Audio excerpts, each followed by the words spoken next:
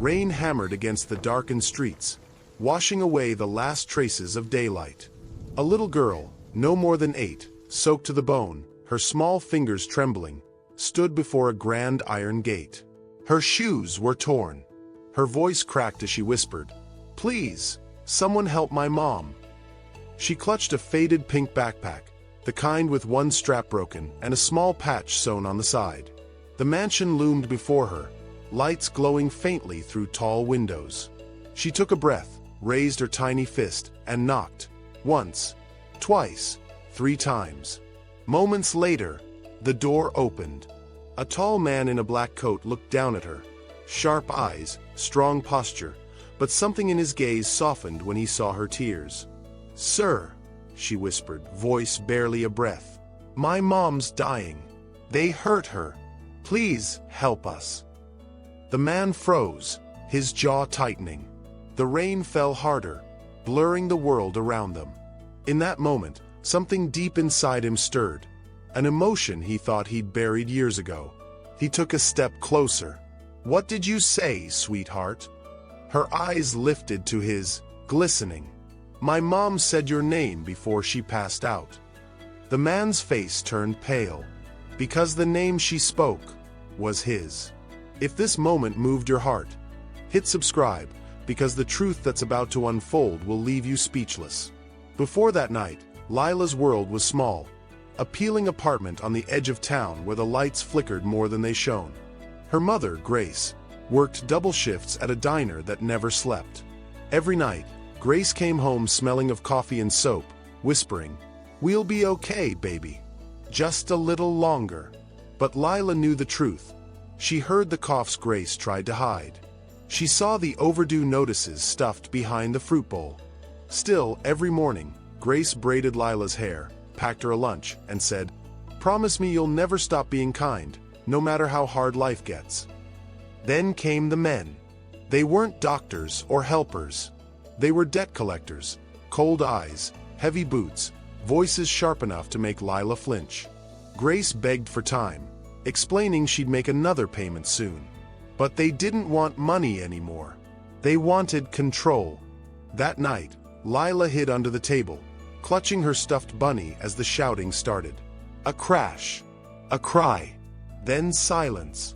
When she crawled out, her mother was lying still on the floor, a bruise blooming across her temple, breathing faintly. Lila shook her. "Mommy, please wake up." And then, with trembling hands, she did the only thing she could think of.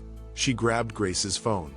On the screen was one unsent message to a man named Ethan Cole. The words read, "If anything happens to me, please take care of her." Lila didn't know who he was, but she memorized the address in the text and started walking. Through the rain, through the dark, until she stood at his gate, the stranger's house. And that's when she knocked. Ethan Cole stood frozen in his doorway. The storm raged behind the little girl, lightning flickering across her wet hair. He'd been in meetings all day, numbers, contracts, faces that blurred together. But nothing could have prepared him for this. "Your mother," he murmured, his voice almost lost to the thunder. "What's her name?" Lila hesitated, her lips trembling. "Grace. Grace Miller." Ethan's breath hitched. That name. It crashed into him like a memory he'd locked away. Long ago, before the mansion, before the fortune, before the loneliness. He crouched down to her level, his coat brushing the puddles at her feet. "How do you know me, Lila?" he asked softly. "My mom told me, before she fell." Her voice broke. She said, "If I ever needed help, find you." Ethan's chest tightened. He wanted to say something, but his throat closed. The years of distance, the choices he'd made, they all pressed against him now. "Come inside," he whispered. "You're freezing." She hesitated, small eyes glancing past him, into the grand hall lit by soft golden light. The place looked nothing like home. But then another rumble of thunder made her flinch, and she nodded. He led her in carefully, setting his phone on the counter, glancing back toward her soaked clothes and trembling fingers. "Let's get you warm," he said, kneeling to untie her shoes. But as he reached for her hand, she whispered something that stopped him cold. Mom said, "You left us once before." Ethan froze, his hand still hovering near hers, the color draining from his face. The storm outside grew louder. Because she was right. He had. Ethan stood in the silence of the grand living room, fire crackling faintly in the fireplace. Lila sat on the edge of a couch much too big for her little feet dangling, leaving tiny wet prints on the floor. Her eyes darted around, at the chandelier, the paintings, the untouched piano in the corner. It didn't feel like a home to her. It felt like a museum, beautiful, but empty. Ethan brought a towel and wrapped it around her shoulders. "You're safe here," he said softly. "No one will hurt you again." She looked up. "You talk like you know what that feels like." He paused. "Maybe I do." Her stomach growled softly, breaking the silence. He blinked, startled, then smiled faintly for the first time. "Let's fix that." He disappeared into the kitchen, rummaging through cabinets that hadn't seen real food in months. He wasn't used to cooking. His chef had left weeks ago, and he'd been living on coffee and excuses. Minutes later, he placed a warm bowl of soup before her. She hesitated, hands clasped. "Go ahead," he urged. But instead of eating, Lila whispered, "I should save half for Mommy." Ethan's heart cracked. He swallowed hard, watching her push the bowl away, as if eating alone was a betrayal. Then, without warning, Lila looked up again and asked, "Why did you leave us?" The question cut through the air like lightning. Ethan froze. "What do you mean?" Mom said, "You promised to come back. But you never did." He looked at her, the weight of her words pressing on his chest. There it was, the truth he'd tried to bury behind wealth and titles. He whispered, "Because I was a coward." Before Lila could respond, a loud knock echoed from the door. Sharp, urgent. Ethan turned toward it, his instincts shifting. He opened it to find two men in dark coats, rain dripping from their hats. One of them spoke coldly. "We're looking for a little girl. She ran off after we paid her mother a visit." Ethan's jaw tightened. He moved slightly, blocking their view of the living room. "You won't find her here," he said evenly. The man smirked. "You sure about that, Mr. Cole?" Ethan's blood ran cold. They knew his name. He shut the door slowly, locking it as his pulse raced. He turned back toward Lila, but she was gone. "Lila!" he called, panic in his voice. Silence. And then, faintly, from upstairs, came the sound of a small voice whispering. "Mom said, to hide when they come." Ethan climbed the staircase 2 steps at a time, his heart pounding like the storm outside. He found Lila crouched in the hallway, clutching her stuffed bunny, tears streaking her face. When she saw him, she whispered, "They were the ones who hurt Mommy." He knelt in front of her, his hands shaking.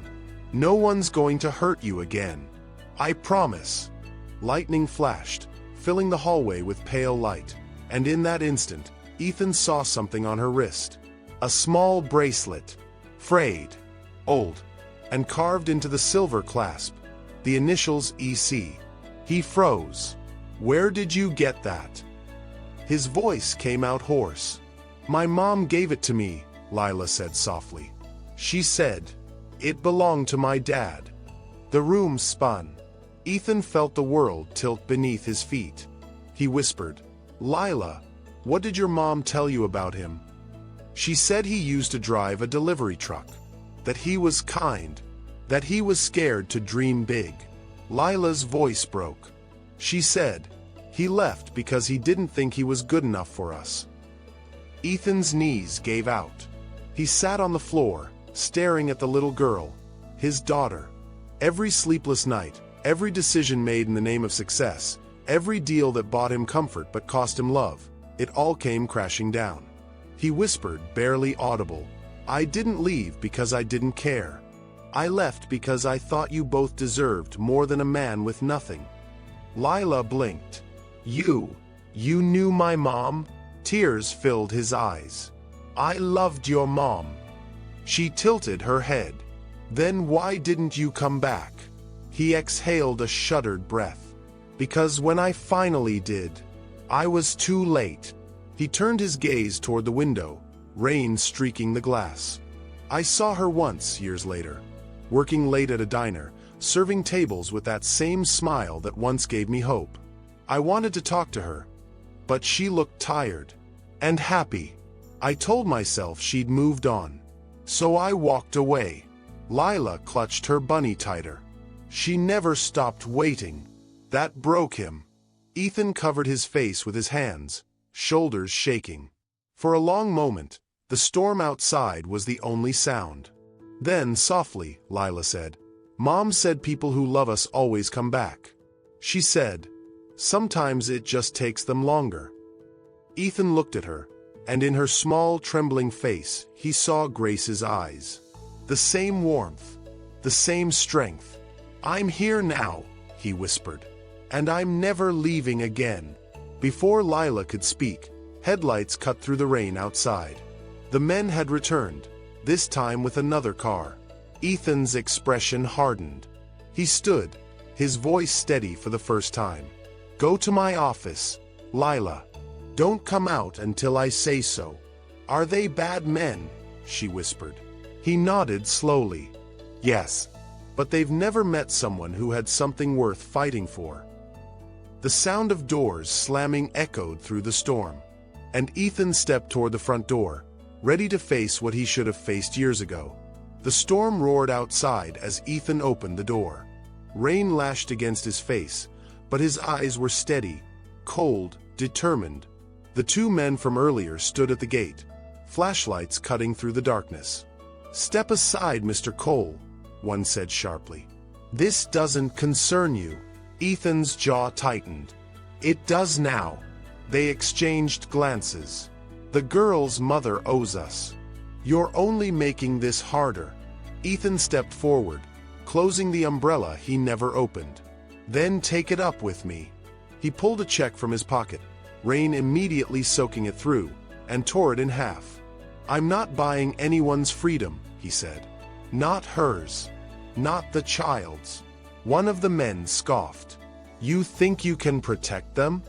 Ethan didn't flinch. "I've spent half my life building walls made of money. Now I'll build something real." They stared at him, and something in his voice made them hesitate. Finally, the taller one muttered, "You'll regret this." Then, with a glance toward the mansion, they turned and walked back into the rain. Ethan stayed at the doorway until their taillights disappeared into the storm.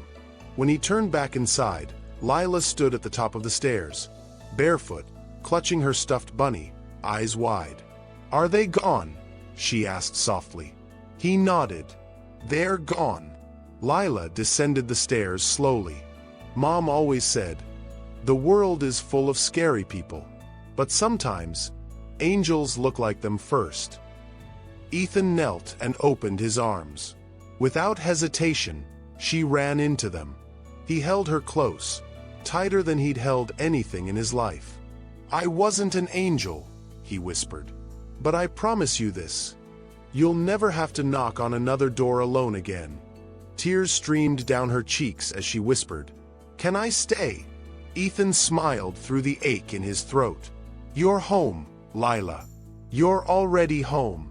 Sunlight poured through the same mansion that once felt hollow. Now, laughter filled its halls. Ethan walked into the kitchen where Lila sat coloring at the table. A plate of pancakes, uneven but proudly made, waited beside her. He smiled. "You cooked for me?" Lila giggled. "I watched a video online. It said love makes things taste better." Ethan laughed, a sound that had been missing from his life for years. "Then I guess this will be the best breakfast I've ever had." The doorbell rang. Ethan opened it to find a woman standing there, a nurse holding a small envelope. "From the hospital," she said gently. "It's about Grace." His smile faltered. He took the envelope, hands trembling slightly. Inside was a note written in familiar handwriting. If you're reading this, Ethan, it means you found her. Don't waste another second of your life running from what's real. Be her dad, the one I always knew you could be. Grace. His vision blurred as he folded the letter. Lila stood behind him, watching. He turned and scooped her up, holding her close. I promise, Grace, he whispered. She'll never wonder again. Sometimes, the people we push away are the ones we were meant to save. And sometimes, redemption doesn't come with money or status. It comes with a single choice to stay. Because love is the only legacy that lasts. If this story touched your heart, don't just scroll away. Someone out there needs to hear this reminder that love can find you, even after the storm. Subscribe now, and stay with us for more stories that heal, inspire, and remind you that kindness still exists in this world. Because sometimes, the story that changes everything is the next one waiting for you.